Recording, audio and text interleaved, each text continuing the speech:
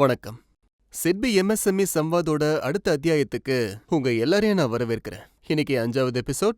ரொம்ப இன்ட்ரெஸ்டிங்கான ட்ரெண்டிங் டாபிக்கை தான் இன்னைக்கு நம்ம டச் பண்ண போறோம். Startup support initiatives and venture கேபிட்டலை பத்தி இன்னைக்கு நம்ம தெரிஞ்சுக்கலாம். விஷயம் என்னன்னா, ஜனவரி 16, 2025 தேசிய ஸ்டார்ட் அப் தினத்தன்னைக்கு மாண்புமிகு பிரதமர் நரேந்திர மோடி அவர்கள் சொன்னது என்னன்னா, ஸ்டார்ட் அப்ஸோட இந்த 10 வருஷ ஜர்னி ஒரு அரசாங்க திட்டத்தை விட பல மடங்கு முன்னேறி நாட்டுக்கு ஒரு பெரிய முதுகெலும்பா நிரூபணமாயிட்டு இருக்கு. அவர் இன்னொன்னு சொன்னாரு, இந்த 10 வருஷ பயணத்துல ஸ்டார்ட் அப்ஸோட எண்ணிக்கை 400ல இருந்து 2 லட்சத்துக்கும் மேல வளர்ந்திருக்கு. வெறும் 2025ல மட்டும் ரிப்போர்ட் 44,000 ஸ்டார்ட் அப்ஸ் ரிஜிஸ்டர் ஆயிருக்கு. அதுல 45% ஸ்டார்ட் அப்ஸ்ல பெண்களின் பங்களிப்பு இருந்திருக்கு. சோ ஸ்டார்ட் அப்ஸோட இந்த இன்க்ளூசிவ் மொமெண்டமை பார்த்தோம்னா, இது நம்ம நாட்டின் திறமைகளை மேல கொண்டு போயிட்டு இருக்கு. ஒவ்வொரு வருஷமும் ஆயிரக்கணக்கானவங்க அவங்களோட ஐடியாஸோட மார்க்கெட்டுக்குள்ள கால் எடுத்து வைக்கிறாங்க. அப்படிப்பட்டவங்க மனசுக்குள்ள ஒரு முக்கியமான கேள்வி உதிக்கும். ஒன்னு, ஸ்டார்ட் அப் இந்தியானா என்ன? ரெண்டாவது, டிபிஐஐடியோட ஐடியானா என்ன? என்ன முக்கியத்துவம் இருக்கு? மூணாவது, அவங்க மனசுக்குள்ள இருக்கிற ஐடியாவை எப்படி ஒரு ஸ்டேபிள் பிசினஸா மாத்தணுங்கிற கேள்வி. இன்னைக்கு இந்த விஷயத்துல தான் நாம ஃபோக்கஸ் பண்ண போறோம். நான் அமித் அரோரா அண்ட் தூர்தர்ஷன் ஸ்டுடியோல இத பத்தி டிஸ்கஸ் பண்ண வந்திருக்காரு டாக்டர் நிக்கல் அகர்வால். வணக்கம். எல்லாருக்கும் வணக்கம். நீங்க ஐஐடி டெல்லியில ஸ்டார்ட் அப் எக்கோசிஸ்டமோட எம்டியா இருக்கீங்க. சோ டாக்டர் நிக்கல், நான் உங்ககிட்ட இருந்து முதல்ல தெரிஞ்சுக்க விரும்புறது என்னன்னா, ஒரு ஸ்டார்ட் அப்பை நீங்க எப்படி டிஸ்கிரைப் பண்ணுவீங்க? அதாவது எந்த ஒரு ஐடியாவையும் நீங்க இப்ப ஸ்டார்ட் பண்ண விரும்புனீங்கன்னா, அதுல டெக்னாலஜி இணைக்கப்பட்டிருந்தா அதை நாம ஸ்டார்ட் அப்னு சொல்லலாம். ஏதாவது ஒரு டெக்னாலஜி ஓரியன்டேஷன் இருக்கணும். சோ டாக்டர் நிக்கல், நாம இதையும் தெரிஞ்சுக்கணும். ஒரு நபர்கிட்ட புரட்சிகரமான ஒரு ஐடியா இருக்குன்னு வச்சுக்குவோம். அப்போ அவங்கள ஒரு ஸ்டார்ட் அப்னு சொல்லணும்னா அவங்க கிட்ட டிபிஐஐடியோட அங்கீகாரம் இருக்கணும்னு அவசியமா? அது ரொம்ப அவசியமானது. ஒரு நல்ல கேள்வி கேட்டிருக்கீங்க. டிபிஐஐடின்றது நம்ம இந்திய அரசாங்கத்தோட ஒரு அமைப்பு. அண்ட் அதோட அங்கீகாரத்தை வாங்குறதுன்றது ரொம்ப சிம்பிளான விஷயம் தான். நீங்க ஆன்லைனுக்கு போலாம், அதில் அப்ளை பண்ணலாம். அங்க உங்க டாக்குமெண்டேஷனை, அதாவது உங்க ஸ்டார்ட் அப்போட பேர் என்ன, உங்களுடைய ரெஜிஸ்ட்ரேஷன் சர்டிபிகேட், உங்களுடைய ஜிஎஸ்டி சர்டிபிகேட் அதெல்லாம் அப்லோட் பண்ணுங்க. அண்ட் 2-3 நாள்ல உங்களுக்கு சர்டிபிகேட் கிடைச்சிரும். அதுல நிறைய நன்மைகள் இருக்கு. அதுல முதல் நன்மை, நீங்க ஸ்டார்ட் அப் ஆயிடுவீங்க. ரெண்டாவது, உங்களுக்கு எந்த ஒரு ஃபண்டிங் வேணுனாலும், மென்டர்ஷிப் வேணுனாலும், உங்களுக்கு ஏதாவது டெக்னாலஜி சப்போர்ட்ஸ் வேணுனாலும், டெண்டர்ல பார்ட்டிசிபேட் பண்ணணும்னாலும் அதுல இருந்து உங்களுக்கு பெரிய சப்போர்ட் கிடைக்கும். சோ அது மூலமா நிறைய வாய்ப்புகள் உங்களுக்கு ஓபன் ஆகும். புரியுது. டாக்டர் நிக்கல் இங்க சொல்லியிருக்கிறது ரொம்பவே முக்கியமான விஷயம். அதாவது union ministry of commerce and industry கீழ ஒரு அமைப்பு இருக்கு, டிபிஐஐடி, அதாவது department of promotion of industries and internal trade. இந்த ரெஜிஸ்ட்ரேஷனுக்கு அப்புறமா தான் ஒரு எம்எஸ்எம்இயோ இல்ல ஒரு சின்ன பிசினஸோ அவங்களோட பிசினஸ் ஸ்டார்ட் அப்னு சொல்லிக்க முடியும். ஸ்டார்ட் அப் அண்ட் எம்எஸ்எம்இக்கு இருக்கிற வித்தியாசம் என்ன? அதோட டெஃபினேஷன் தான் வித்தியாசம். ஒரு ஸ்டார்ட் அப்பா பார்த்தோம்னா 2.0 டெஃபினேஷன் இப்பதான் சில வாரங்களுக்கு முன்னாடி சொல்லியிருக்காங்க. அதாவது உங்களோட ஸ்டார்ட் அப்ல ஒரு 100 கோடி வரைக்கும் உங்களுக்கு டர்ன் ஓவர் இருந்ததுன்னா அதை ஒரு ஸ்டார்ட் அப்னு சொல்லலாம். 10 வருஷத்துக்கு நீங்க ஒரு ஸ்டார்ட் அப்னு ரெஜிஸ்டர் பண்ணிக்கலாம். அண்ட் அதுல ஏதாவது ஒரு டெக்னாலஜியை நீங்க ஓரியன்டேஷன் பண்ணியிருக்கணும், ஏதாவது ஒரு டெக்னாலஜியை யூஸ் பண்ணியிருக்கணும். அப்போ நீங்க ஸ்டார்ட் அப்னு சொல்லலாம். சரி, வாங்க ஒரு ஸ்டார்ட் அப்போட விளக்கம் என்னங்கறத உங்களுக்கு தெளிவா சொல்றோம். ஸ்டார்ட் அப்ங்கிறது டிபிஐஐடில இருந்து ரெகக்னிஷன் வாங்கின ஒரு என்டிட்டி இல்லனா அது ஒரு பிசினஸா இருக்கும். Start up innovation, product, service இல்லனா ஒரு ப்ராசஸோட இம்ப்ரூவ்மெண்ட்காக ஒர்க் பண்ணும். இந்த பிசினஸ் ஸ்கேலபிளா இருக்கும் அண்ட் பெரிய லெவல்ல ஜாப்ஸ் அப்புறம் வெல்த்தை உருவாக்குற பொட்டன்ஷியல் இருக்கும். ஒரு ஸ்டார்ட் அப் பயணத்துல ப்ரூஃப் ஆஃப் கான்செப்ட் அப்படின்னா என்ன டாக்டர் நிக்கல்? ப்ரூஃப் ஆஃப் கான்செப்ட்னு சொல்றது, நீங்க ஒரு ப்ராடக்ட்டை உருவாக்கி வச்சிருக்கீங்கன்னு வச்சுக்கலாம். ஸோ முதல்ல நீங்க அந்த கான்செப்ட் ஒர்க் ஆகுன்றதை ப்ரூஃப் பண்ணணும். அண்ட் இந்த கான்செப்ட் ப்ராடக்ட் எப்படி இருக்கு, எந்த மாதிரியான சர்வீஸ் இது, அப்பதான் உங்களால உங்க ப்ராடக்ட்டை ஒரு புரோட்டோடைப்பா உருவாக்க முடியும். ஒரு வார்த்தையை நாம நிறைய கேட்போம், அதுதான் MVP. என்ன அது? அதாவது மினிமம் வயபிள் ப்ராடக்ட். அது என்னன்னா, ஒரு ப்ராடக்ட் குறைஞ்சபட்சம் மார்க்கெட்ல ஏதாவது ப்ரூஃப் பண்ற, அதாவது அது ஒரு நல்ல நிலைக்கு உயர்ந்திருக்கணும். ஒரு புரோட்டோடைப்பை உருவாக்குனதுக்கு அப்புறம் நீங்க அதை லேப்ல டெஸ்ட் பண்ணுவீங்க, உங்களுக்கு தெரிஞ்ச சில பேர்கிட்ட காட்டுவீங்க, உங்க ஃப்ரெண்ட்ஸுக்கு அனுப்பி வச்சு அவங்களோட ஃபீட்பேக்கை கேட்பீங்க. அதுக்கப்புறமா அவங்க அந்த ப்ராடக்ட்டை ஒரு கஸ்டமர் கிட்ட கொடுக்கும்போது அதை தான் மினிமம் வயபிள் ப்ராடக்ட்னு சொல்லுவோம். ஏன்னா அது பேஸ் லெவல் ப்ராடக்டா இருக்கணும். அதுக்கப்புறம் தான் அந்த ப்ராடக்ட் மார்க்கெட்ல முழுமையா ஏத்துக்கப்படும். சோ ஒரு ஸ்டார்ட் அப்ல நிறைய கட்டங்கள் இருக்கும். அது என்னென்னு வாங்க பார்க்கலாம். முதல் கட்டம் ஐடியா. அதுல ஒரு தனித்துவமான ப்ராப்ளம் சால்விங் சொல்யூஷனை இன்னோவேஷனோட சேர்த்து ஒரு ஸ்கேலபிள் பிசினஸ் மாடலா மாத்தணும். ரெண்டாவது, டிபிஐஐடி ரெகக்னிஷன். ஒரு பிசினஸ்க்கு அபிஷியலா ஸ்டார்ட் அப்ங்கிற அடையாளத்தை தரும். மூணாவது கட்டம் ப்ரூஃப் ஆஃப் கான்செப்ட். இந்த ஸ்டேஜ்ல உங்களுடைய ஐடியா ஒர்க் ஆகும்னு ப்ரூவ் பண்ணணும். நாலாவது கட்டம் MVP, மினிமம் வயபிள் ப்ராடக்ட். அதாவது உங்க பிசினஸ் ஐடியாவோட ப்ராடக்டையோ இல்ல சர்வீஸையோ சுலபமான பேசிக்கான வெர்ஷனை உருவாக்கணும். அதை நீங்க டெஸ்ட் பண்ணணும். அண்ட் 5வது கட்டம் சக்சஸ்ஃபுல் வேலிடேஷன். அதாவது ஒரு ஸ்டார்ட் அப்பை ஸ்கேல் அண்ட் ஃபண்டிங்க்கு நீங்க ரெடி பண்ணணும். ஸோ டாக்டர் நிக்கல், ஒரு ஐடியாவை ஒரு முறை வேலிடேட் பண்ணிட்டோம்னா அதுக்கு ஃபண்டிங் தேவைப்படும். அப்பதான் வெஞ்சர் கேபிட்டலுங்கிற ஒரு பேரை நம்ம கேள்விப்படுறோம். ஸோ விசி ஃபண்ட்னா என்னன்னு வியூவர்ஸ்க்கு கொஞ்சம் சொல்லுங்களேன். ஒருத்தவங்க ஒரு ஸ்டார்ட் அப்பை ஆரம்பிக்கும் போது அதை எப்படி பண்ணுவாங்கன்னா, அதுக்கு முதல்ல பூட் ஸ்ட்ராப்பிங். அதுல ஒண்ணு உங்க வீட்ல இருக்கிறவங்க உங்களுக்கு பணம் தருவாங்க, இல்ல ஃப்ரெண்ட்ஸ் பணம் தருவாங்க, இல்லனா உங்களை ரொம்ப நம்புற யாராவது பணம் தருவாங்க. ஏஞ்சல் இன்வெஸ்டர்ங்கிறது யாரு? விசிக்கும் அவங்களுக்கும் என்ன வித்தியாசம்? ஏஞ்சல் இன்வெஸ்டர் உங்களோட ஈக்விட்டியை ஷேர் பண்ணிப்பாங்க, ஓனர்ஷிப்ல ஒரு பார்ட்டா இருப்பாங்க. ஏஞ்சல் இன்வெஸ்டர் எப்பவும் ஸ்டார்ட் அப்புக்கு ஹெல்ப் பண்ணணும்னு நினைப்பாங்க, மென்டர்ஷிப் தரணும், பிசினஸ் கொண்டு வரணும்னு நினைப்பாங்க, அண்ட் அவங்களுக்கு சப்போர்ட் பண்ணுவாங்க. ஏன்னா அவங்களுக்கும் அதுல நிறைய ரிஸ்க் இருக்கு. அதாவது பெரிய அளவுல இன்வெஸ்ட் பண்றாங்க, அதனால ரிஸ்க் இருக்கும். அந்த ஏஞ்சல் ஃபண்டிங்கை நீங்க கடந்து வந்ததுக்கு அப்புறம் உங்களுக்கு எதிர்பார்த்ததை விட நிறைய பணம் தேவைப்படும். ஏன்னா நீங்க உருவாக்கி வச்சிருக்கிற எம்விபியை நீங்க மார்க்கெட்டுக்கு கொண்டு போய் சேர்க்கணும். அது அவங்களோட ப்ரீ சீட் ஸ்டேஜ். அப்புறம் வர்றது சீட் ஸ்டேஜ். இந்த 2 ஸ்டேஜுக்குள்ளேயும் என்ன நடக்கும்னு பாத்தீங்கன்னா, நீங்க ப்ரூஃப் ஆஃப் கான்செப்ட் பண்ணுவீங்க, எம்விபியை பண்ணுவீங்க, அதுக்கப்புறம் தான் ஒரு வெஞ்சர் கேபிட்டலிஸ்ட் வருவாங்க. அப்புறம் ஸ்ட்ரக்சரல் ஃபண்டிங்கை வச்சு இன்ஸ்டிடியூஷனல் ஃபண்டிங்கை பத்தி பேச்சு வரும். அதுதான் வெஞ்சர் கேபிட்டலா இருக்கும். அதுல series A, series B, series C, series D, இந்த மாதிரி அது போயிட்டே இருக்கும். எப்போ உங்க கம்பெனி ஓரளவுக்கு வளருதோ, நீங்க ஸ்கேல் அப் பண்ணணும்னு நினைக்கிறீங்களோ, அப்போ உங்களுக்கு பிஇ ஃபண்ட் தேவைப்படும். அதாவது private equity fund. Okay. Private equity ஃபண்டுக்கு அப்புறம் நம்ம ஐபிஓக்கு போகலாம். ஸோ ஒரு ஸ்டார்ட் அப் ஃபண்டிங்கோட முக்கியமான கட்டங்கள் என்னங்கிறத வாங்க நாம நோட் பண்ணிக்கலாம். ஸ்டார்ட் அப் ஃபண்டிங்கோட முக்கியமான கட்டங்கள்: ப்ரீ சீட் ஸ்டேஜ். இங்க ஐடியாவை டெவலப் பண்றதுலயும் இனிஷியல் கிரவுண்ட் ஒர்க்லயும் ஃபோக்கஸ் பண்ணி ஆகணும். சீட் ஸ்டேஜ் அதாவது ப்ரோட்டோடைப் டெவலப்மெண்ட், அப்புறம் ப்ரூஃப் ஆஃப் கான்செப்ட்ல ஹெல்ப் பண்ணுவாங்க. Series A funding business model develop ஆனதுக்கு அப்புறமா அதை ஸ்கேல் பண்ண ஹெல்ப் பண்ணுவாங்க.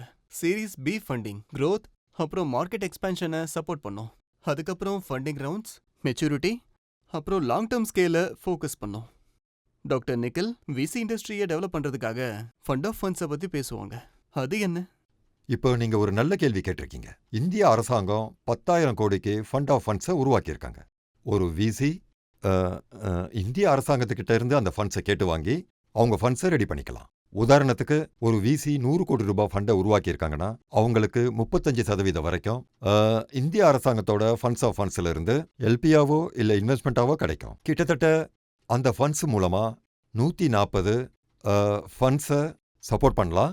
அண்ட் அந்த ஃபண்ட்ஸ்லேருந்து ஃபர்தர் 25,000 கோடி வரைக்கும் மார்க்கெட்ல இருக்கு. ஸோ இப்போ பார்த்தீங்கன்னா 10,000 கோடி ரூபாய் இன்வெஸ்ட்மெண்ட்ல இருந்து 25,000 கோடி ரூபாய் அளவிலான எக்கனாமிக் வேல்யூ இந்தியாவில் ஸ்டார்ட் அப்ஸ்க்கு உதவுறதுக்காக தயாரா இருக்கு. ஆனா வெஞ்சர் கேபிட்டல் ஃபண்டை பத்தி நிறைய கேள்விப்பட்டிருக்கோம். ஆனா சில சமயம் அது கூடவே வெஞ்சர் டெப்ட்டை பத்தியும் ஒரு கேள்விப்பட்டோம். வெஞ்சர் டெப்ட்ல பேங்க்ல இருந்தோ இல்லை எம்டிஎஃப்சில இருந்தோ இல்லைனா ஒரு ஃபின்டெக்ஸ் கம்பெனில இருந்தோ நீங்க வெஞ்சர் டெப்ட் வாங்கிக்கலாம். கொஞ்சம் அதுல வேற வேற லெவல்ல அதோட வட்டி விதத்துல கொஞ்சம் வித்தியாசம் இருக்கலாம். ஸோ டாக்டர் நிக்கல், நான் ஒரு வெஞ்சர் கேபிட்டலோ இல்லைனா வெஞ்சர் டெப்ட்டோ வாங்கியிருக்கேன். இது வெறும் ஃபண்டிங்கோட நின்றாது இல்ல, இதுல எனக்கு மென்டார்ஷிப், நெட்வொர்க் அண்ட் கனெக்ஷன்ஸும் கிடைக்குமா? ஒரு இன்வெஸ்டரோடைய மிகப்பெரிய ரோல் என்னன்னு பாத்தீங்கன்னா மென்டர்ஷிப் தான். நல்ல மென்டர்ஷிப்பை ப்ரொவைட் பண்ணணும். ஒரு நல்ல பார்ட்னர் உங்களுக்கு கிடைச்சாங்கன்னா 1-1-11 சொல்லுவாங்க. ஸோ 1-1-11 ஆகலாம். ஒரு இன்வெஸ்டரால தான் ஒரு நல்ல மென்டரா இருக்க முடியும். ஏன்னா அவங்க பணம் போட்டிருக்காங்க. இன்வெஸ்ட்மெண்ட்ஸ் ஒவ்வொரு ஸ்டேஜிலையும் ஒரு ஸ்டார்ட் அப்ஸுக்கு இன்வெஸ்ட்மெண்ட் தேவைப்படும். ஒரு நாள் 5 லட்சம் தேவைப்படலாம், 50 லட்சம் தேவைப்படலாம், 5 கோடி தேவைப்படலாம், அதுக்கப்புறம் ஒரு நாள் 500 கோடி கூட தேவைப்படலாம். ஒரு இன்வெஸ்டரோட பங்கு இன்வெஸ்ட் பண்றதோடவோ மென்டர்ஷிப்போடவோ நின்றுடாது. அவங்க பிசினஸ் கனெக்டும் தர வேண்டியிருக்கும். அண்ட் ஒரு இன்வெஸ்டர் அவங்க கான்டாக்ட்ஸை ஓப்பன் பண்ணி ஸ்டார்ட் அப்ஸ்க்கு பிசினஸும் தர ஆரம்பிக்கணும். அதாவது பொதுவா ஒரு ஸ்டார்ட் அப் எப்படி இருக்கும்னா, ஜஸ்ட் அவங்களோட டெக்னாலஜில அவங்களோட ஐடியாக்குள்ளேயே லிமிட்டா இருப்பாங்க.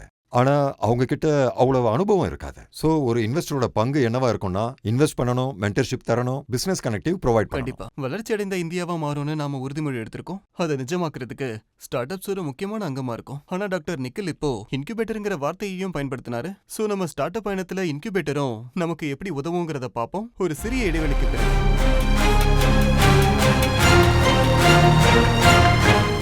சிட்பி MSMEs நம்முடைய பொருளாதாரத்தின் உண்மையான சக்தி. ஆனா முன்னேறதுக்கு தக்க சமயத்துல ஒர்க்கிங் கேபிட்டல் ரொம்ப முக்கியம். வழங்குகிறோம் சிட்பி டெபி கேஷ். MSMEsக்கு வேகமான, வெளிப்படையான மற்றும் முழுமையான டிஜிட்டல் ஒர்க்கிங் கேபிட்டலுக்கான தீர்வு.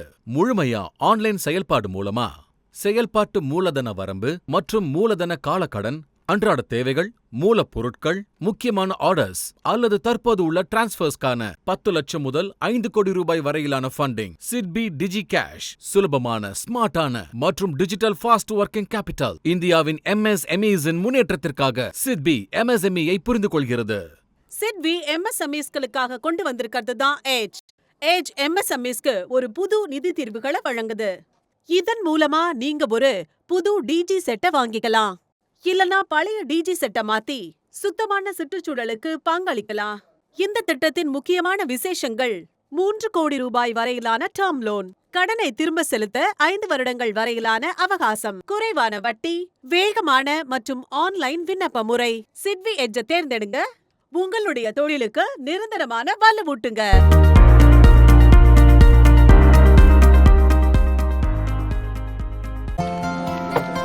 ஜெயிக்கணுங்கிற ஆசை வெற்றிக்கான பாதையை திறக்கும். வரதும் போறதும் ஆன் டைம், வட்டியை கட்டணும் ஆன் டைம், சந்தோஷம் ஆல் டைம்.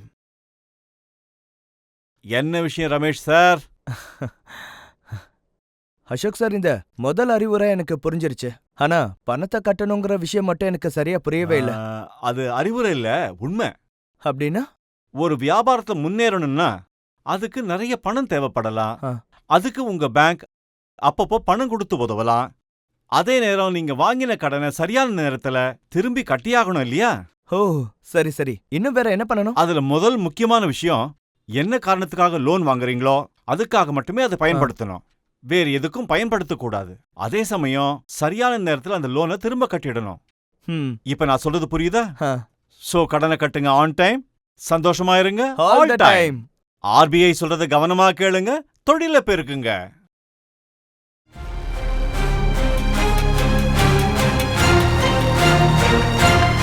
நீங்க பாத்துட்டு இருக்கிறது சிட்பி MSME சம்வாத். இன்னைக்கு நம்ம கூட பேச வந்திருக்காரு டாக்டர் நிக்கில். சொல்லுங்க சார், இன்குபேட்டர்னா என்ன? ஸ்டார்ட் அப்க்கு எந்த வகையில அது உதவியா இருக்கும்?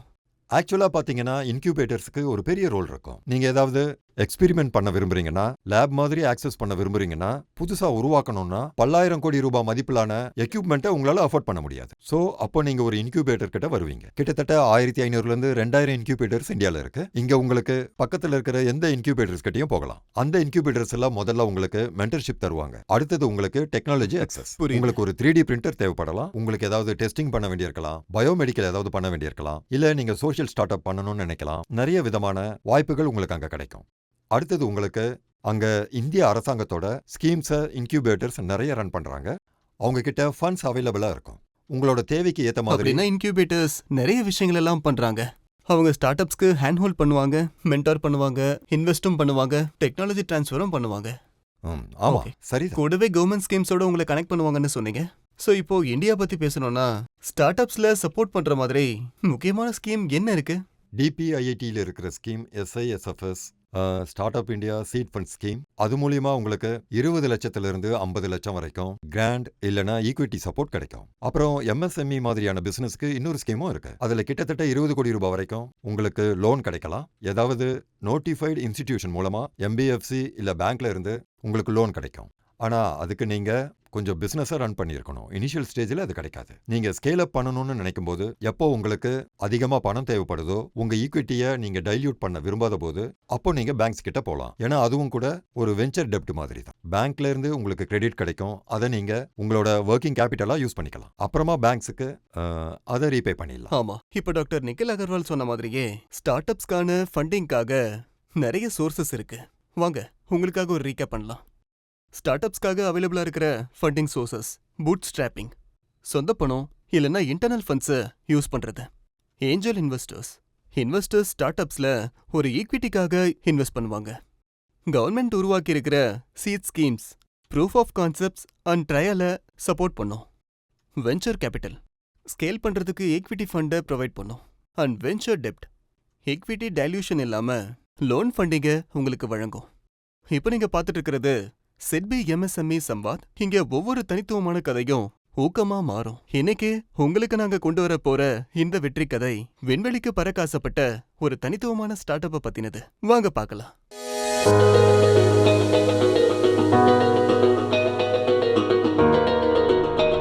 ஹைதராபாத், இந்தியாவின் வளர்ந்து வரும் ஸ்பேஸ் டெக் ஹப். இங்கிருந்து தான் ஆரம்பிக்குது துருவாவோட ஸ்பேஸ் பிரைவேட் லிமிடெடோட கதை. அவங்க இந்தியாவின் ஸ்டார்ட் அப்ஸ்க்கு இந்தியாவின் மூடப்பட்ட விண்வெளி கதவுகளை திறந்திருக்காங்க. 2012ல உருவாக்கப்பட்ட இந்த கம்பெனி வெறும் சேட்டலைட்ஸ் உருவாக்குறது மட்டும் இல்ல, அது கூடவே R&D, research and development and space as a service மாடல்லையும் வேலை செஞ்சுக்கிட்டு இருக்காங்க. அதுல சேட்டலைட்ஸை உருவாக்குறதுல இருந்து மிஷனை லான்ச் பண்ற வரைக்குமான சொல்யூஷன்ஸை வழங்குறாங்க. Hi, my name is Sanjay. I'm the founder and CEO of Dhruva Space Private Limited. 2012ல நாங்கள் இந்த கம்பெனி ஆரம்பித்தோம். இந்தியாவில் ஸ்பேஸ் இண்டஸ்ட்ரியோட ப்ரைவேட்டைசேஷனில் முன்னோடியாக இருக்கணும்னு ஆரம்பித்தோம். 2012ல துருவா ஸ்பேஸை ஒரே ஒரு லட்சியத்தோட தான் லான்ச் பண்ணோம். பிரைவேட் ஸ்பேஸ் செக்டாரில் நம்மளோட இந்தியா சார்பாக இருக்கணும்னு. எங்கள் லட்சியத்தை அடைய ஒரு முக்கியமான கட்டமாக இருந்தது DPIITயோட ரிஜிஸ்ட்ரேஷனை வாங்குறது. அது எங்களுக்கு ஒரு நம்பிக்கை முத்திரையாக இருந்துச்சு. நிறைய அரசாங்க திட்டங்களுக்கான கதவுகளை திறந்துச்சு, நிறைய வாய்ப்புகளையும் தந்துச்சு. ஸ்பேஸ் செக்டர் ஒரு கேபிட்டல் இன்டென்சிவ் பிசினஸ். ஆரம்பத்துல அவங்களோட கம்பெனி அவங்களோட MVP, அதாவது அவங்களோட மினிமம் வைபல் ப்ராடக்ட்ல ஃபோக்கஸ் பண்ணாங்க. அவங்க கேஷ் பர்னையும் ரன்வேயையும் ரொம்ப துல்லியமா திட்டமிட்டு இருந்தாங்க. ரிசர்ச் அண்ட் இன்னோவேஷன் நிக்கவே கூடாதுன்னு முடிவு பண்ணாங்க. துருவா ஸ்பேஸோட ஃபண்டிங் பயணம் கூட ரொம்பவே துல்லியமா இருந்திருக்கு. முதல்ல அவங்க சீட் ஃபண்டிங்கை ரைஸ் பண்ணாங்க. அது அவங்க ஐடியாவை லேப்ல இருந்து வெளியே கொண்டு வர உதவுச்சு. அதுக்கப்புறமா சீரிஸ் A மூலமா வெஞ்சர் கேபிட்டலும் வந்தது. எங்க பிசினஸ்ல எங்களுக்கு ஒரு திருப்பம் வந்துச்சு. அந்த இடத்துல நாங்க ஒரு விஷயத்தை சூஸ் பண்ண வேண்டியதா இருந்துச்சு. வெஞ்சர் டெட்டா இல்ல வெஞ்சர் கேபிட்டல் வாங்கலாமான்னு. எங்க பிசினஸ் பிளானிங் படி பார்க்கும்போது வெஞ்சர் டெட் வாங்குறது தான் எங்களுக்கு பெட்டரா இருக்கும்னு தோணுச்சு. அது மூலமா எங்களுக்கு எங்க ஓனர்ஷிப்பை செக்யூர் பண்ணி பிசினஸையும் க்ரோ பண்றதுக்கு எங்களுக்கு ஒரு வழி கிடைச்சது. முதல்ல VC வந்தாங்க, அப்புறம் டெட். 10 கோடி ரூபாய், 20 கோடி ரூபாய் வெஞ்சர் டெட். அவங்களோட உற்பத்தி திறனை அதிகரிச்சுது. ஆனா ஒரு லோன் வாங்கும்போது கூடவே ரீபேமெண்ட் பிரஷரும் வரும். அது அவங்களோட உறுதியான ரெவென்யூ மாடல் சமாளிச்சது. இந்த பயணத்துல அரசாங்கத்துக்கும் ஒரு பெரிய பங்களிப்பு இருந்தது. ஸ்டார்ட் அப் இந்தியாவோட கேஸ் ஸ்டடிஸ், இன்குபேட்டர்ஸ், அப்புறம் ஃபண்ட்ஸ் ஆஃப் ஃபண்ட் மாதிரியான சப்போர்ட் மூலமா ஒரு ஸ்பேஸ் டெக் ஸ்டார்ட் அப்க்கு தேவையான ஒரு உறுதித்தன்மையை அவங்க பெற்றாங்க. ஆகஸ்ட் 2025ல இவங்க ஸ்பேஸ் எக்ஸ் மூலமா அவங்களோட லீப் 1 மிஷனை வெற்றிகரமா லான்ச் பண்ணாங்க. இதுவரைக்கும் துருவா ஸ்பேஸ் கிட்டத்தட்ட 180 கோடி ரூபாய் ஃபண்டிங்கை ரைஸ் பண்ணிருக்காங்க. அது அவங்களோட வளர்ச்சிக்கான ஆதாரம். இதுல எமர்ஜ் ஆகிற எல்லா ஸ்டார்ட் அப்ஸ்க்கும் என்னோட மெசேஜ் என்னன்னா, உங்க ஃபைனான்ஷியல் ரெக்கார்ட்ஸை டிரான்ஸ்பரண்டா வச்சுக்கோங்க. ஃபைனான்ஷியல் டிசிப்ளினை ஒரு ஸ்ட்ரென்த் ஆக்கிக்கோங்க. இன்னைக்கு கவர்மெண்ட் ஸ்டார்ட் அப்ஸ்க்கு பெரிய அளவுல சப்போர்ட் பண்ண ரெடியா இருக்காங்க. தொடர்ந்து புது ஸ்கீம்ஸையும் அசிஸ்டன்ட் ஸ்கீம்ஸையும் அனௌன்ஸ் பண்ணிட்டு இருக்காங்க. துருவாவோட ஸ்பேஸ் வெற்றி நமக்கு சொல்லித் தரது என்னன்னா, ஒரு சிறந்த தீர்வுக்கு அரசாங்கத்தோட ஆதரவு மட்டும் இல்ல, சரியான வழிகாட்டுதலும் கூட கிடைச்சதுன்னா நம்மளோட வெற்றிக்கு வானம் கூட ரொம்ப சின்னதா தான் இருக்கும். வாவ், என்ன ஒரு success story. Doctor Nikhil, space டெக்ல இருக்கிற ஸ்டார்ட் அப்ஸ் தான் நிறைய பேரை இம்ப்ரெஸ் பண்ணுது. த்ரூவ் ஸ்பேஸ் எப்படி சூப்பரா ஷைன் ஆயிருக்காங்களோ அந்த மாதிரி கிட்டத்தட்ட 450 ஸ்பேஸ் டெக்னாலஜி கம்பெனிஸ் இந்தியாவில் ஒர்க் பண்ணிட்டு இருக்காங்க. ஆமா, கண்டிப்பா. ஆனா நாம விமானத்துல பயணிக்கும் போது ரன்வேங்கிற ஒரு வார்த்தையை நாம கேள்விப்பட்டிருப்போம். அதே ஸ்டார்ட் அப்ல இந்த வார்த்தை வரும்போது கேஷ் பர்ன் அண்ட் ரன்வே, இதை எப்படி புரிஞ்சுக்கிறது? ஸ்டார்ட் அப்பை பொறுத்த வரைக்கும் 2 விஷயங்கள் ரொம்ப முக்கியமானதா இருக்கும். கேஷ் பர்ன் அப்புறம் ரன்வே. கேஷ் பர்னை பத்தி பார்த்தோம்னா, கேஷ் பர்ன்ன்றது உங்களோட சேல் ஒரு 100 ரூபாய்க்கு இருக்குன்னா அதுல உங்க செலவு 110ன்னு இருக்குன்னா அது புது ஸ்டார்ட் அப்பா இருக்கும். அவங்க இன்வெஸ்ட் பண்ண வேண்டியதா இருக்கும். ஆஃபீஸ் எக்ஸ்பென்சஸ் எல்லாம் இருக்கும். புது ஆளை வேலைக்கு எடுக்க வேண்டியிருக்கும். அந்த கேப்பை தான் கேஷ் பர்ன்னு சொல்லுவோம். மாசத்துக்கு 10 ரூபா கேஷ் பர்ன் ஆகுது. ரன்வே ஒரு ஸ்டார்ட் அப் கிட்ட எவ்வளவு பணம் இருக்கு. உதாரணத்துக்கு ஒரு ஸ்டார்ட் அப்க்கு மாசத்துக்கு 10 ரூபா செலவாகுது. ஸோ அவங்க கிட்ட 100 ரூபாய் இருக்குன்னா 10 மாசத்துக்கான ரன்வே அவங்க கிட்ட இருக்கு. ஸோ முதல்ல அவங்களோட பிசினஸை உருவாக்கணும், இல்லைனா பணத்துக்கு ஏற்பாடு பண்ணணும். ஸோ நாம என்ன பண்ணணும்னா கேஷ் பர்னை முடிஞ்ச அளவுக்கு குறைச்சிக்கணும். அது மூலியமா உங்களோட ரன்வே இன்க்ரீஸ் ஆகும். அதுவே உங்க கேஷ் பர்ன் அதிகமா இருந்தா ரன்வே கொஞ்சம் கொஞ்சமா கம்மியாயிட்டே போகும். சீக்கிரமே உங்க பணம் தீந்துரும். சோ நீங்க ஏற்கனவே சொன்ன மாதிரி ஒரு ஸ்டார்ட் அப்ப வெற்றியை நோக்கி கொண்டு போகணும்னா இன்குபேட்டர்ஸ்க்கு ஒரு முக்கியமான ரோல் இருக்கும். அதை பத்தி பேசும்போது அடல் இன்குபேட்டர் சென்டர்ஸை பத்தி கேள்விப்படுறோம். அதை பத்தி கொஞ்சம் சொல்லுங்க. அடல் இன்குபேஷன் சென்டர் இந்திய அரசாங்கத்தோட ஒரு மிஷன். அதுக்குள்ள டிங்கரிங் லேப்ஸ் இருக்கு. கிட்டத்தட்ட 20 லட்சம் ஸ்கூல்ஸ்குள்ள இந்த ஸ்கீம்ஸை செயல்படுத்தியிருக்காங்க. இது மூலமா அந்த ஸ்கூல்ல இருக்கிற ஸ்டூடெண்ட்ஸால அங்க சில எக்ஸ்பெரிமெண்ட்ஸை பண்ணி பார்க்க முடியும். அதுக்கப்புறம் அடல் இன்குபேஷன் சென்டர் இன்குபேட்டர்ஸுக்கும் சப்போர்ட் பண்றாங்க. அண்ட் அந்த இன்குபேட்டர்ஸ் இந்தியா முழுக்க வேற வேற சீரீஸ்ல ஒர்க் பண்றாங்க. அடல் இன்குபேஷன் சென்டர்ல இருக்கிறதுலயே முக்கியமான எலிமெண்ட்னு பாத்தீங்கன்னா அதோட மென்டர்ஸ் தான். மென்டர் ஃபார் சேஞ்சுன்னு ப்ரோக்ராம் ஆரம்பிச்சதுக்கப்புறம் மென்டர்ஸ் அவங்களோட நெட்வொர்க்கை ஓப்பன் பண்ணாங்க. ஸோ ஸ்டார்ட் அப்புக்கு நெட்வொர்க் வாய்ப்புகளும் கிடைக்கும்னு அவங்களுக்கு ஏற்ற மாதிரி ஸ்டார்ட் அப்ஸ் கூட, அவங்களுக்கு ஏற்ற மாதிரி இன்வெஸ்டர்ஸ் கூட ஆட்களை சந்திச்சு அவங்களோட பிசினஸை நல்லா க்ரோ பண்ண முடியும். சரியா சொன்னீங்க.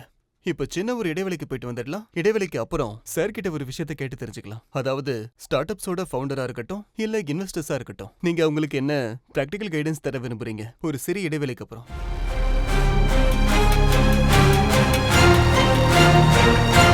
சிட்பி எம்எஸ்எம்இஸ் நம்முடைய பொருளாதாரத்தின் உண்மையான சக்தி. ஆனா முன்னேறதுக்கு தக்க சமயத்துல ஒர்க்கிங் கேபிட்டல் ரொம்ப முக்கியம். வழங்குகிறோம் சிட்பி டெபி கேஷ். எம்எஸ்எம்இஸ்க்கு வேகமான, வெளிப்படையான மற்றும் முழுமையான டிஜிட்டல் ஒர்க்கிங் கேபிட்டலுக்கான தீர்வு.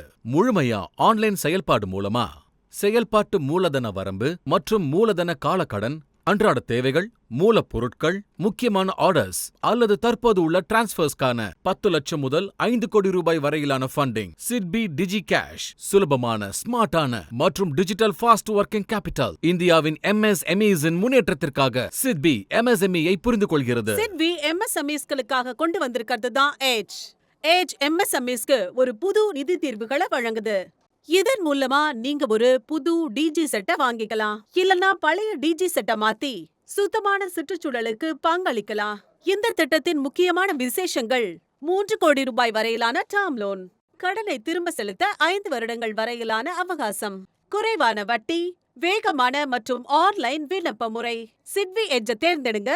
உங்களுடைய தொழிலுக்கு நிரந்தரமான வலுவூட்டுங்க.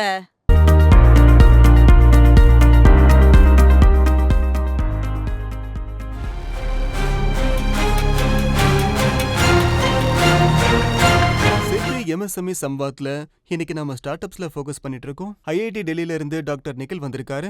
Doctor Nikhil, founders, co founders, இந்த ஸ்டார்ட் அப்ஸ்லாம் உருவாக்குறவங்களுக்கு என்ன பிராக்டிகல் கைடன்ஸ் தர விரும்புறீங்க? ஒரு நல்ல டீம் இருக்கணும். ரெண்டாவது இன்வெஸ்டர்ஸ், யார்கிட்ட இருந்து பணம் வாங்குறீங்க, எப்படி வாங்குறீங்க, அதை எந்த விதத்துல வாங்குறீங்க, ஈக்விட்டியா வாங்குறீங்களா, டெப்டா வாங்குறீங்களா, அடுத்து ஃபியூச்சரிஸ்டிக் எண்ணங்கள் இருக்கணும். மூணாவது, இன்னோவேஷன்ல கவனம் செலுத்துங்க. வேல்யூவேஷன்ல இல்ல, இன்னோவேஷன்ல கவனம் இப்ப செலுத்துங்க. அதுவே முதலீடுகள் பத்தி பேசணும்னா இதுல இன்வெஸ்டர்ஸ்க்கு எந்த மாதிரியான சவால்கள்லாம் இருக்கும்? ஒரு இன்வெஸ்டர்ஸ்க்கு இதுல இருக்கிற மிகப்பெரிய ரிஸ்கே அவங்க எதுல பணம் போட்டாலும் அதோட டெக்னாலஜியை வேலிடேட் பண்ணிட்டு போடுறது நல்லது. அந்த டெக்னாலஜி சரியா இருக்கா இல்லையான்றதை பார்க்கணும். அவங்களுக்கு சரியான கைடன்ஸ் தரணும். ஒரு ப்ராடக்ட்டை அவங்க எப்படி ரீகான்ஃபிகர் பண்ணி மார்க்கெட்டுக்கு கொண்டு போக முடியும்னு அவங்களுக்கு சொல்லி தரணும். ஓவர்சீஸுக்கு ப்ராடக்ட்டை எக்ஸ்போர்ட் பண்ணணும்னா அதை எப்படின்னு நம்ம சொல்லி தரணும். இன்வெஸ்டர்ஸுக்கு நிறைய ரூல் இருக்கும். சோ இப்போ ஜெண்டர் ஈக்விட்டி சைடுல இருந்து கேட்கணும்னா, இந்த 10 வருஷம் வந்த ஸ்டார்ட் அப்ஸ்ல 45% வரைக்கும் பெண்களின் பங்களிப்பை நம்ம பாத்துக்கிட்டு இருக்கோம்.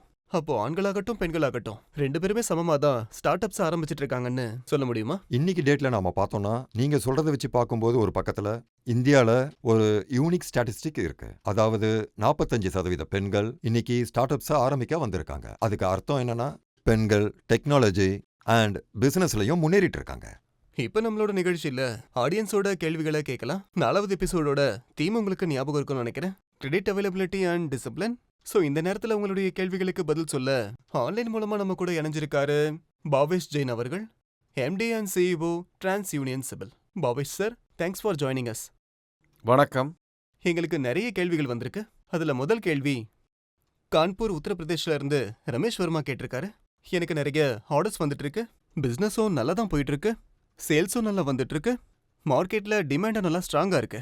ஆனா அப்பவும் பேங்க் லோன் தர மாட்டேன்னு சொல்றாங்க. அதுக்கு என்ன காரணமா இருக்கும்? ரமேஷ் சார், வழக்கமா பாத்தீங்கன்னா பிரச்சனை பிசினஸ் மாடல்லையோ இல்ல பொட்டன்ஷியல்லையோ இருக்காது.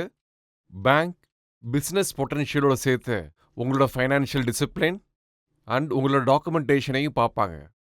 ஃபைனான்ஷியல் டிசிப்ளின், அதில் அவங்க நீங்கள் இதுக்கு முன்னாடி வாங்கின லோனை சரியாக கட்டியிருக்கீங்களா இல்லையான்னு பார்ப்பாங்க. ரெண்டாவது, நீங்கள் டேக்ஸ் ஃபீலிங்கை ரெகுலராக பண்ணியிருக்கீங்களா இல்லையான்னு பார்ப்பாங்க. மூணாவது, உங்களோட பேங்க் ஸ்டேட்மெண்ட் கேஷ் ஃப்ளோவோட விசிபிலிட்டி எவ்வளோ இருக்குன்னு பார்ப்பாங்க. ஒரு பேங்க் உங்களுக்கு லோன் தரும்போது இந்த எல்லா பேராமீட்டர்ஸையும் பார்ப்பாங்க. அதுக்கப்புறமா தான் உங்களுக்கு லோன் தருவாங்க. ஸோ ஒருவேளை உங்களோட பேங்க் ஸ்டேட்மெண்ட் இல்லைனா கேஷ் ஃப்ளோஸில் சின்ன இர்ரெகுலாரிட்டிஸ் இருக்கலாம், டிரான்ஸ்பரன்சி தெளிவில்லாமல் இருக்கலாம். அதனால பேங்க்லேருந்து லோன் வாங்குறதுக்கு தடையாக இருந்திருக்கலாம். Thank you very much Bhavesh sir. அடுத்த கேள்வி போபால் மத்திய பிரதேஷ்ல இருந்து நமக்கு வந்திருக்கு. ஜெயதீப் சார் கேட்குறாரு, அவரு பேக்கேஜிங் மெட்டீரியலோட ஒரு மேனுஃபேக்சரிங் யூனிட்டை வச்சிருக்காரா. இப்போ சீசன்ல அவருடைய ஆர்டர்ஸ் அதிகமா இருக்கு, ஃபேக்டரி ராத்திரி பகல்னு ஓடிட்டு இருக்கு. இப்போ இன்னும் 2 பெரிய ஆர்டர்ஸ் வந்திருக்கு. அதனால அவருடைய பிரச்சனை கொஞ்சம் அதிகமாயிருக்கு. ஏன்னா ரா மெட்டீரியல்ஸ் உடனே தேவைப்படுது, லேபர்ஸ் ஓவர் டைம் பண்ண வேண்டியதா இருக்கு. அண்ட் சப்ளையர்ஸ் அட்வான்ஸ் கேக்குறாங்க. கேஷ் ஃப்ளோ டைட்டா இருக்கிறதா அவர் சொல்லியிருக்காரு. ஆனா வேலையும் நிறுத்த முடியாது. சோ இந்த நிலைமையில எங்க இருந்து பணம் வாங்குறது? ஏதாவது பேங்க், என்பிஎஃப்சி இல்லனா ஃபின்டெக் சீக்கிரமா அப்ரூவ் பண்ணுவாங்களான்னு கேக்குறாரு. ஜெகதீப் சார், நான் உங்களுக்கு சொல்ல விரும்புறது என்னன்னா, நீங்க முதல்ல பார்க்க வேண்டியது உங்களுக்கு இந்த லோன் ஷார்ட் டேர்முக்கு வேணுமா இல்ல லாங் டேர்முக்கு வேணுமா.